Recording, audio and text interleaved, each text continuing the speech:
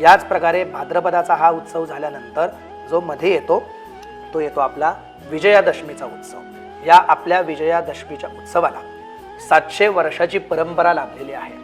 मोरया स्वतः सर्व भक्तजनांबरोबर सीमोल्लंघनासाठी म्हणून या आपल्या क्षेत्राच्या बाहेर येतात। सीमेचं उल्लंघन करून ज्या काही क्षेत्रातल्या आपल्या कुलदेवता असतील, ग्रामदेवता असतील, स्थानदेवता असतील, त्यांना तिथे भेट जाऊन त्या देवतेचं गुणगान असेल, देवी असेल तिथे गोंधळ असेल, काही ठिकाणी खेळ असतील, यामध्ये मुख्यतः एक हरमळ नावाचा खेळ खेळला जातो। म्हणजे काय तर ती मोर्याची पालखी आपल्या खांद्यावरती घ्यायची आणि तिला वाटेल तसं इकडे तिकडे तिकडे इकडे असं खेळवायचं। म्हणजे तो एक अद्भुत असा एक बघण्यासारखा एक तो क्षण असतो की मोर्याला स्वतःच्या अंगावरती खेळवण्याचं भाग्य आपल्याला प्राप्त होतं।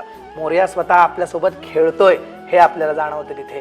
आणि मग त्यानंतर साधारणतः 16 ते 18 तासांची ती पालखीची संपूर्ण सीमोल्लंघनांची प्रदक्षिणा करून दुसऱ्या दिवशी परत पालखी ही आपल्या मयुरेश्वर मंदिरामध्ये येते। मग ज्यावेळेस ही पालखी निघते त्यावेळेस शोभेच्या दारूची आतषबाजी भव्य प्रमाणात होत असते।